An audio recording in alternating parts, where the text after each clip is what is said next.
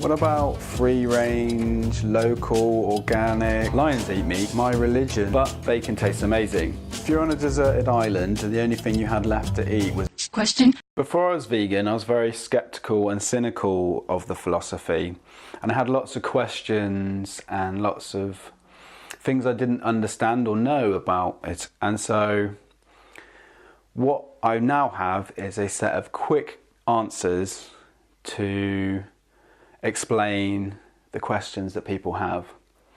Sometimes there's not always a quick answer, and it's better to have a longer explanation. What we need to do when we are answering these questions is answer them and treat people how we would like to be spoken to, and be civil and sort of friendly instead of aggressive and angry. That can sometimes happen. Let's try and avoid that, because, you know, we treat people the way we want to be treated is a great philosophy to live your life by. Question. So the first and most common question that I get asked is, where do I get my protein? And the answer is plants. You can look up at which plants have more protein than others, but the simple answer is plants do have protein. And you can look a little bit further into the amino acids that are in plant foods. They break down in our bodies and then build up into the protein we need. But essentially, you can get all the protein you need from plants. Question. But bacon tastes amazing. Yes, bacon does taste amazing. I'm not going to argue with that. As a taste pleasure, yeah, it's great. I'm not vegan because of taste, but it's not the actual bacon. There's lots of flavours that have generally been put in there, the salt and the preservatives and the smokiness and the fact that it's been smoked will add to the flavour. But what we really need to think about is that flavour worth putting an animal into a gas chamber?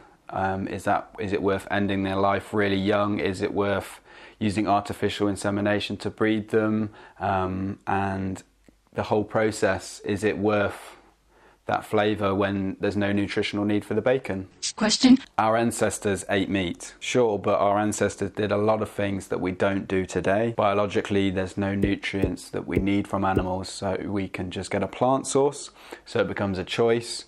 And so morally, I don't think we should copy our ancestors, the same as I don't think we should morally copy our ancestors when we had slaves, when we didn't give women's rights, and those kind of things. Question.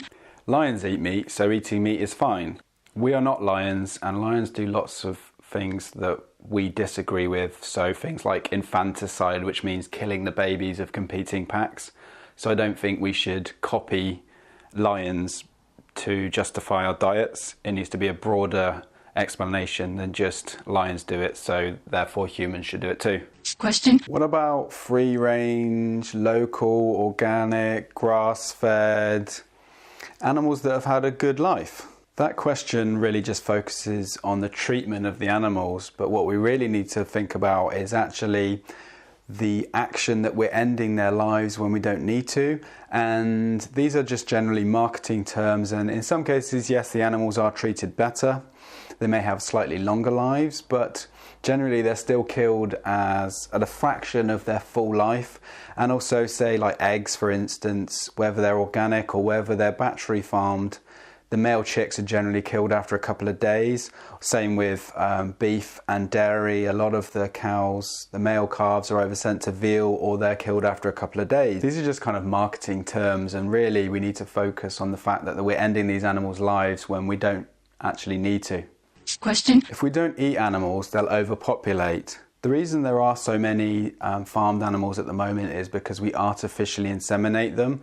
So by reducing the demand for meat and dairy and those kind of things will slow down the artificial insemination rates, so they won't overpopulate. Question. So does that mean that vegans want animals and cows and sheep to be wiped out forever? The ancestors of the current domestic animals that we have, so pigs, sheep and chickens, there is their original ancestors, and some of them still live in the wild. So if everybody adopts a vegan lifestyle, these animals won't go extinct. Their numbers will just go down because we're not breeding them as much.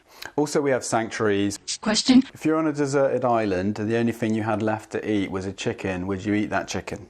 I'm not on a deserted island. I have a shop to go to, so I don't need to think about if I'm going to be on a deserted island. Question. Eating meat is my personal choice. Sure, eating meat is a choice that you can make, but actually it involves ending the life of a sentient individual who also has their own sort of life to live. So why would you choose to end their life when you don't need to? If you enjoy your life, why would you end anybody else's life when you didn't need to? Question. Palm oil is destroying rainforests and is in many vegan foods. Palm oil is not a vegan issue. It's a human beings eating palm oil issue. Also, animal agriculture is destroying the Amazon rainforest more than palm oil is. If you find through your own research that palm oil is a big issue, don't buy palm oil. You can buy many vegan products that don't have palm oil in. Question. My religion says that it's okay to eat meat. There is a plant source for every nutrients we need, so eating meat becomes a choice. The gods that you believe in, do you feel that if they're looking down at us, the human race, I know, you know, and they know that eating meat is a choice, there's no biological need for it. Do they view the human race and what we're doing to animals, where we put them into gas chambers, we kill them really young, we artificially inseminate them? Do you think that they see that as a compassionate thing to do to animals when we don't need to? Do they look at it as a loving thing to do to animals when we don't need to? Or do you think that we should look after the animals and let them live out their whole lives? There are several religions also that live a vegan lifestyle, so the Seventh-day Adventists are an example of this. Question. Soy is bad for human beings because of the estrogen that's in it. The research that I've seen says that soy is not bad for human beings, but if you find research that says different and is convincing enough to you that you shouldn't eat soy, then don't eat soy. There are plenty of vegan foods that don't include soy. Also, if you're looking into the fact that food has estrogen in it, then you should definitely not be eating things like dairy and milk because they have lots of estrogen in. There are lots of things that are in animal products that we either ignore or we don't know are in there. So things like mad cow disease, salmonella, swine flu, E. coli, bird flu, estrogens, hormones, animal hormones, things like IGF-1, PCBs and heavy metals are in fish. All these other animal-related diseases that by choosing plants instead, you lower your risk of taking them on. And so if you're interested in and concerned about estrogen, I'd also look at the things that are in animal products. Also, the World Health Organization have said that processed meat, which is ham, salami, bacon, those kind of things, are a group 1 carcinogen, and red meat has been classed as a 2A carcinogen, which means probably causes cancer. So it's about, when you're looking at health, you need to look at more like holistic overview of everything we eat, not just soy. Question. Is it hard being a vegan, and what do you actually eat? It's never been easier than it is today to be a vegan, with lots of companies now adapting the products that they have to make vegan versions and vegan alternatives available to everyone. Personally, I don't find it hard being a vegan at all, and I'm also gluten-free and no chili.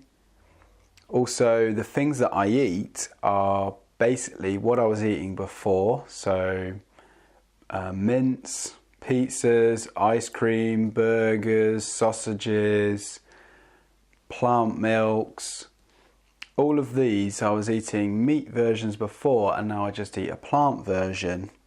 I've added whole foods to that, so I try and cook from scratch more, eat less processed foods, but essentially I am just eating the same foods, same animal product foods that I was eating before.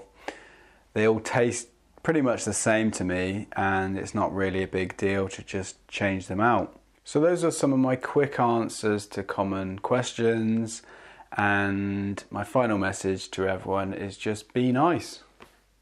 Bam!